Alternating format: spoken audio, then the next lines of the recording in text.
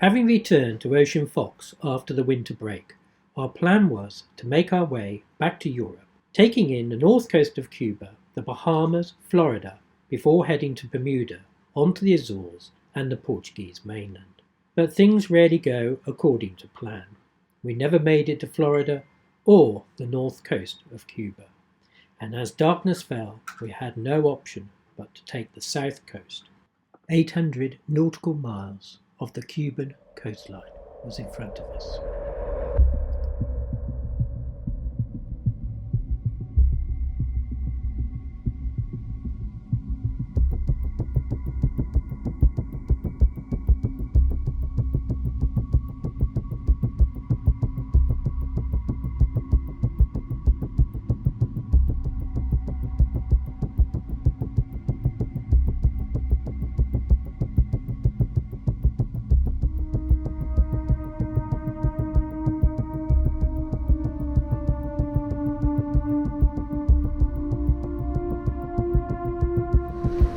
So after trying to get into the bay by the little jetty there, the auto helm couldn't cope and it kept spinning us around, and basically the auto helm just wasn't strong enough. In fact, I was trying to hand steer and I was struggling even using the engines to keep the boat to basically to head to wind. There's so much windage on the boat and it was blowing again 40 up to 50 knots. So after a little time of discussion and planning, it looks like we're heading down to an island off Cuba, which is 100 miles away. We've got a little bit of jib out, we've got the engines just ticking over. I'll probably shut those down in a bit. We're doing 5.5 knots, and it's not too uncomfortable. It could get worse, of course, but it's not too uncomfortable. The wind's right on the beam, 90 degrees. It's a bit of a help. So we're at another night at sea, unfortunately, and I don't think all three of us are very happy, to say the least. Why is it really bad? Because I threw up 7 times. Yes. And this was the worst journey ever. The worst ever? Yeah. The second worst. Second worst. Okay. And selling the boat. I'm serious, you're not believing me. You're selling the boat. So, what else can you tell me? How big were the waves? Oh, they're the size of a house. It was better at night because you couldn't see them coming. Yeah. There was so much water on that cockpit. I've never seen so much water on that cockpit. In the cockpit now, I know. Well, it was going right over the top and through the gap where the helm station is. Horrendous. Yeah, it was. Horrendous journey. Yeah, 55 knots, wasn't it? Yeah, I saw 55 knots, but I don't have my lenses on, so I wasn't sure. We're now on the 3rd day at sea, aren't we? Yeah, it was supposed to be 21 hours. 21 hours. And it's terrible when you have your mind set up for 21 hours, so it's just one overnight. And this is the 3rd day at sea. It's horrendous. That's the worst part, because you're not mentally prepared for that. So it's horrendous. So tonight we're going to illegally anchor, aren't we? If they let us, isn't it? Hopefully they won't find us.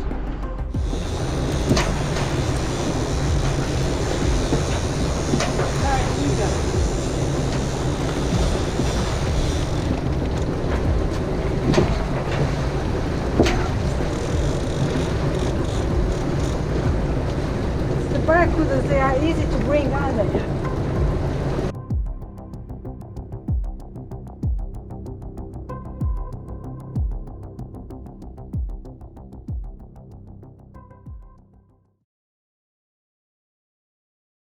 We just arrived. 54-hour journey instead of 21 that we were expecting. Yeah, we thought it would be 21 hours to get there. To be fair, that wasn't the whole journey, was it? We've been further. We've done 250 miles. Yeah. Yeah. Yes. But The intentions was to stop. Yeah. to go north for a start, Yeah, and we came south. yeah, we're on the south coast.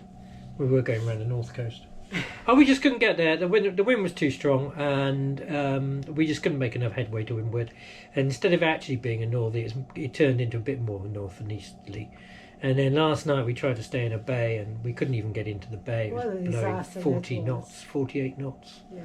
We topped out at 55 knots, and so the only thing we could do was go back to sea, really. And here we are. So we've just turned the engines off. The waves were huge. Huge. The boat was just. I've never seen a boat with so much salt on it. It is absolutely thick with salt. And dead fish. I'm going to get those to Give to Dobby. Yeah. And the funny thing is, the guy next door to us is, we were talking to him, we checked out at the same time. And he's arrived here as well. We'll go have a chat with him on the radio in a bit and see what he has to say. See what his plan is from here.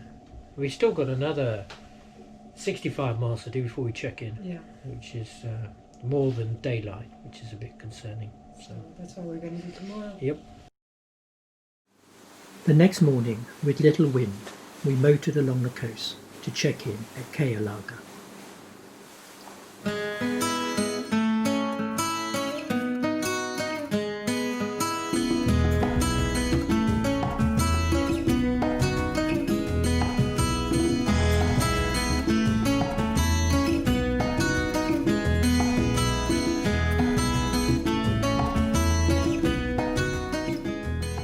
Officers on board and inspecting everything. They got very distracted with Dobby. They loved Dobby.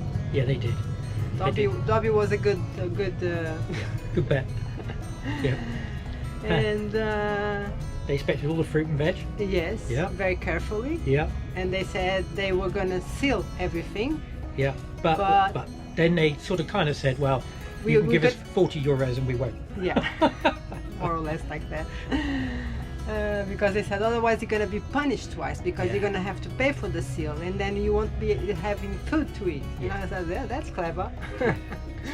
But they're coming today to seal the sat phone and the drone. The drone doesn't work. No. And we don't want them to seal the sat phone, so... No. Anyway, we'll see what happens. Let's see what happens. Life on Chalalatas is very laid back.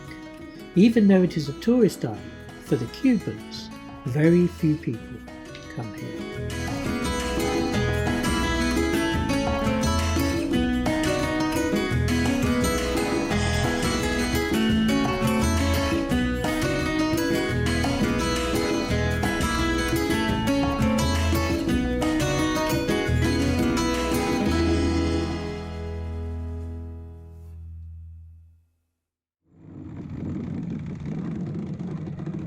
As we only had visas for 30 days, we had to keep moving east along the coast.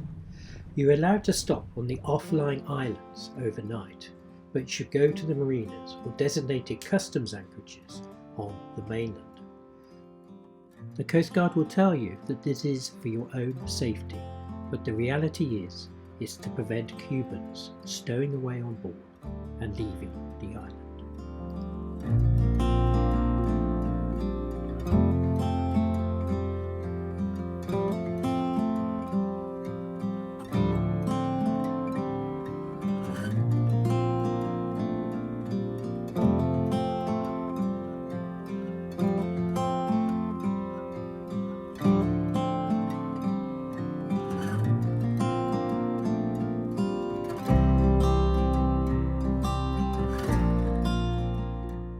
A few days later, and after another impromptu overnight sail, we were finally on the mainland at Figura on the south coast.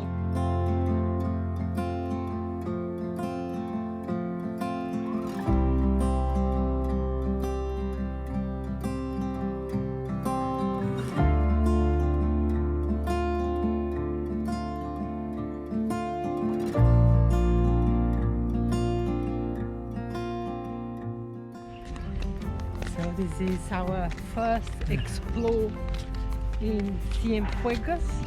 It's Oh, that's the bus. there's a bus. Look at that nice modern bus. We'll get the bus. It's you know, quiet. Some nice architecture back from the 1960s, 50s, aren't they? Oh, look at the car. So we are going to try to find the bus station to buy a ticket for tomorrow to go to Havana. Exciting. This is a stunning town with its wide boulevards, ornate colonnades and Art Deco buildings. Few things are normal in Cuba. Everyone is trying to make some extra money along the way. We went to the coach station to buy tickets to go to Havana, only to be sold a taxi ride by the manager.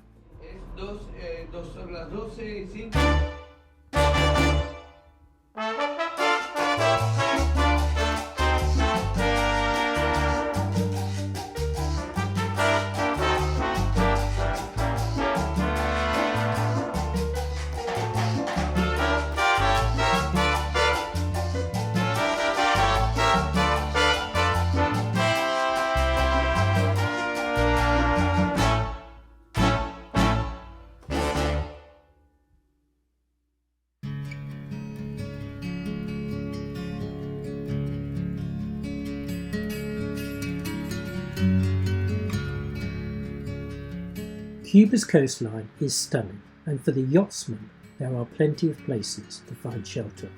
You will always be welcomed by a customs agent with another set of forms to be filled in.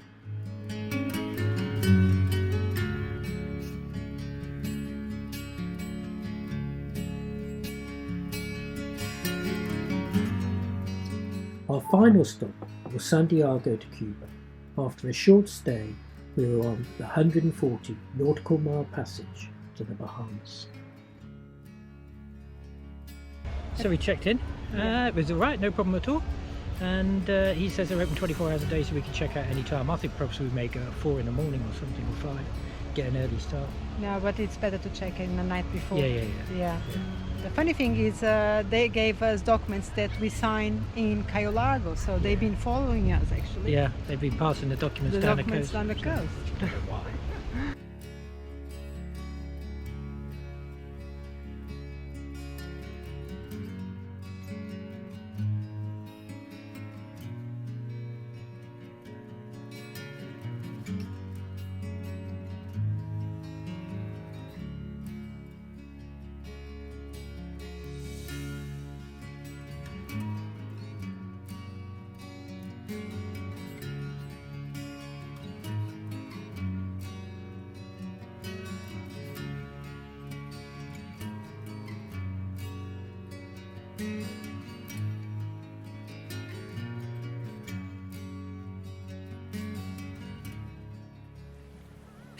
The Bahamas is made up of an archipelago of over 700 islands and stretches over an area of more than 5,000 square miles. The waters around the islands and cays are shallow, with rocks and reefs to be navigated. We started our journey at Great Inagua, as far south in the Bahamas that you can go.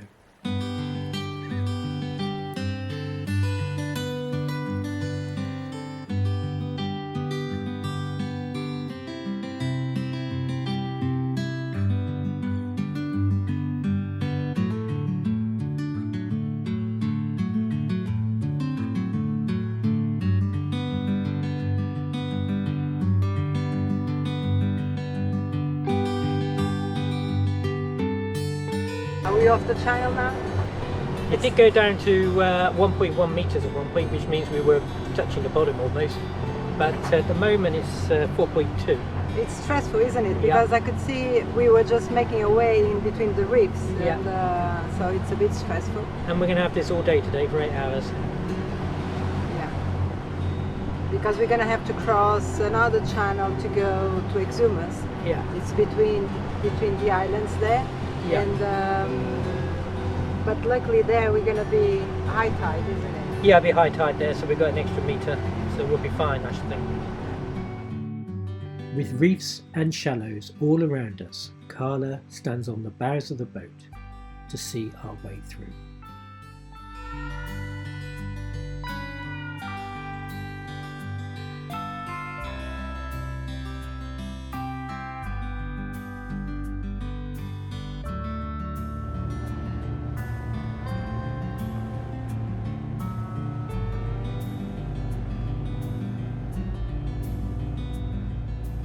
So we finally arrived in Exumas, Georgetown. Yes, Georgetown. It's like, this is a town, not what we have been seeing before. It's got 3 bars at least, you know. Yeah. And we've got data. We just bought data, I can't believe it. Yep, unlimited data for 30 days a month. We haven't had 90 any bucks. on our phones since we left Mexico. No, it's been terrible. It has absolutely been terrible, and we are so sorry to everybody. Georgetown was a great opportunity for us to have a rest, take on some more provisions, and do a little exercise. Our next destination will be the capital of the Bahamas, Nassau, but first we had to do a stop at Bock Cay.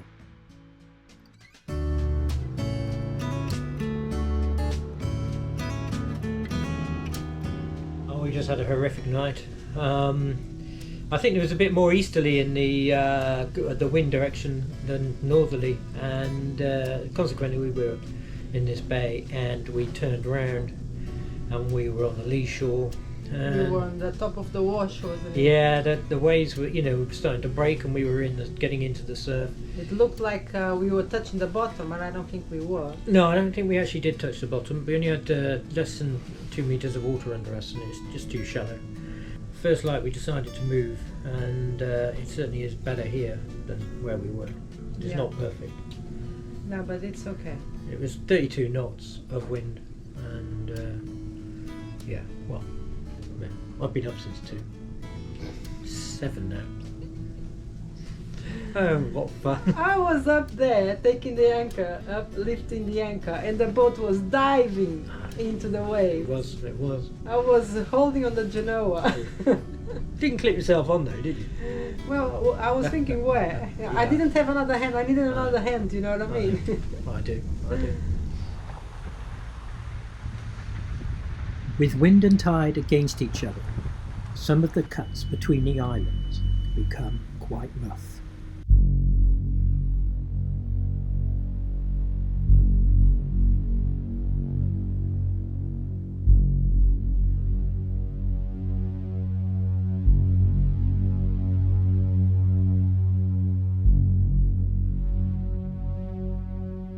Terrible experience, okay?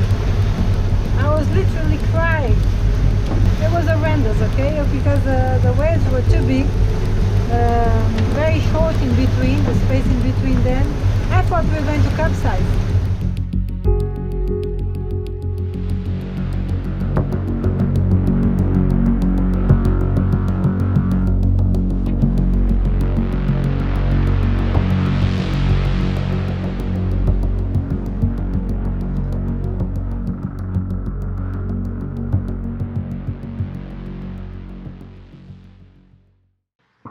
After 1,100 nautical miles, we had managed to arrive at Nassau. We still had 4,700 nautical miles across the Atlantic to go to get home. Permission is granted. Proceed with caution and have a wonderful day, sir. Thank you very much. Standing by on 16.